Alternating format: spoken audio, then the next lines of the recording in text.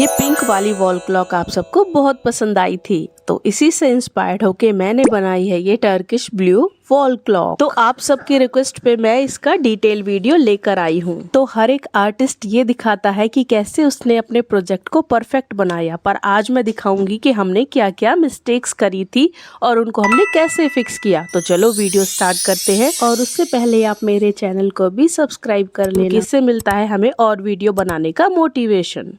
तो मैं यूज़ कर रही हूँ ये 12 इंच का MDF बोर्ड, जिसमें बीच में पहले से ही होल बना हुआ है।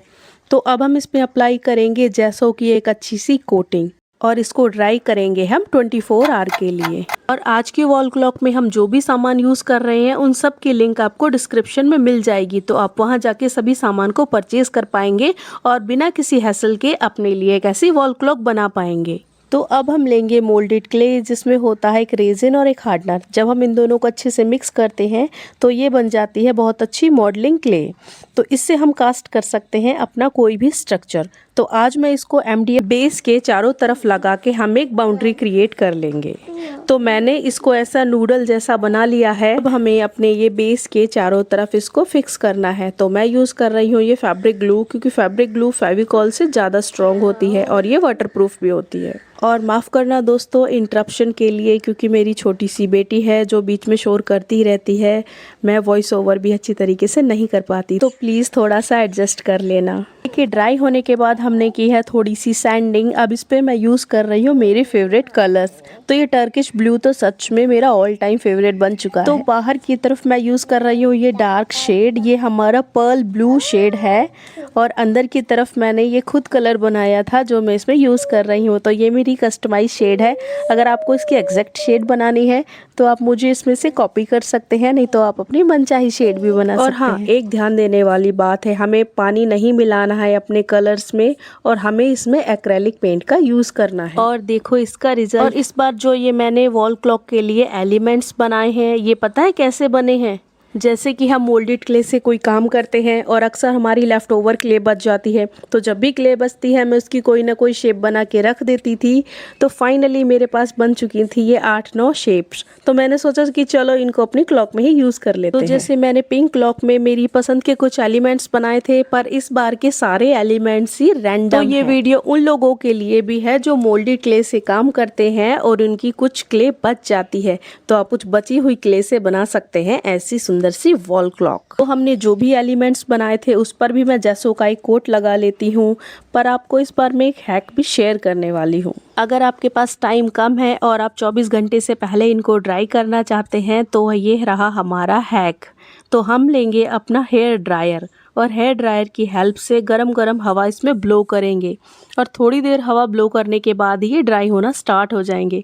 तो अपने 24 घंटों को हम कुछ मिनटों में कन्वर्ट कर सकते हैं अपने हेयर ड्रायर की हेल्प से। क्योंकि जब हमें पता हो कि हमारी वॉल क्लॉक इतनी सुंदर बनने वाली है, तो भाई किस पे वेट होगा इतना ज़्यादा। तो देखो ये सभी एलिमेंट्स अच्छे से ड्राई हो चुके हैं। तो अब बारी आती है कलर करने की। तो मैं यूज़ कर रही हूँ ये रेड कलर अपने हार्ट में, और इस तरीके से हम लगाएंगे अच्छे से सभी अपने एलिमेंट्स पे कलर। तो देखो अभी से कितने प्यारे लगने लगे हैं। तो इस तरीके से आप भी अपने मन चाहे एलिमेंट्स बना सकते हैं। आपको क्लॉक कहाँ लगानी है, किस थीम के अकॉर्डिंग लगानी है, आप वैसे एलिमेंट्स बनाइए। अगर आप अपने बेडरूम के लिए बना रहे हैं तो अपने अकॉर्डिंग बनाइए। अगर बच्चों के बेडरूम के लिए बनाना चाहते हैं तो अब बच्चों के अकॉर्डिंग एलिमेंट्स बनाइए। तो आप उनके फेवरेट कार्टून कैरेक्टर्स बना सकते हैं, टीवी कैरेक्टर्स बना सकते हैं, और आप कुछ और अपनी क्रिएटिविटी भी दिखा सकते हैं। तो वॉल क्लॉक पे हम कुछ नंबर्स भी ऐड करेंगे ताकि सबके लिए इजी रहे देखना। तो हम उसमें कुछ नंबर्स ऐड कर रहे हैं, जैसे कि 12, 3, 6 और 9।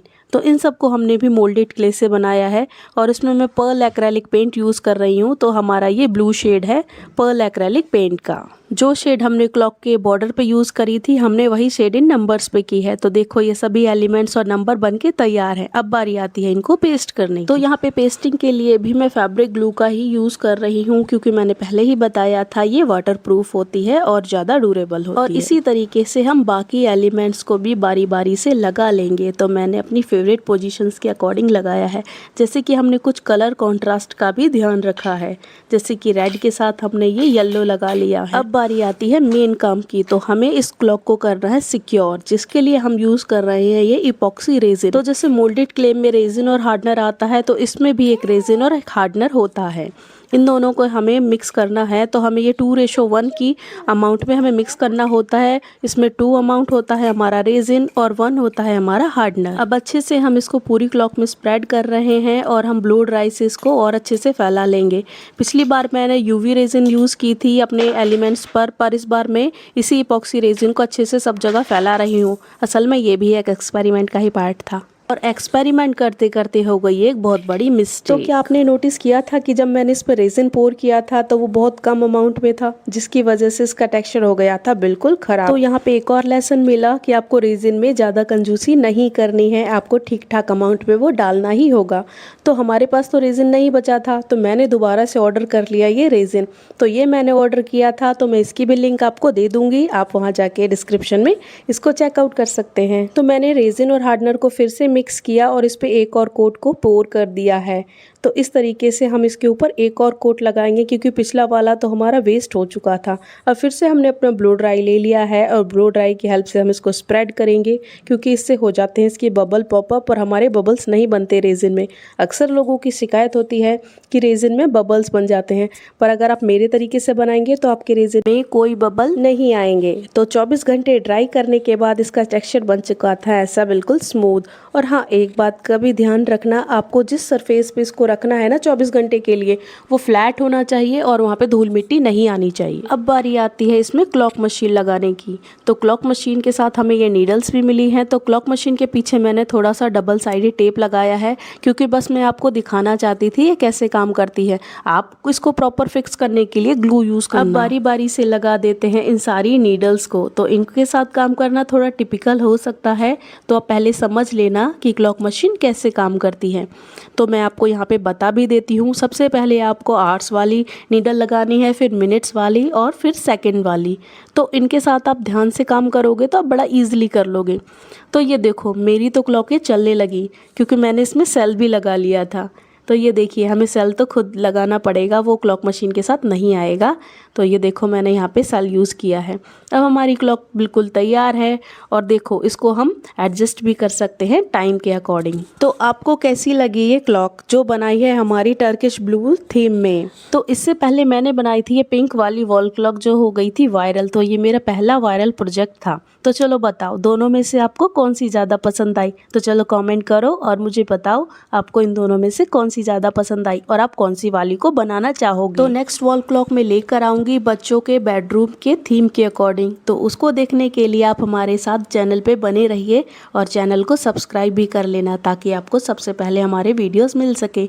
और हाँ, don't forget to like, share and subscribe. Bye bye.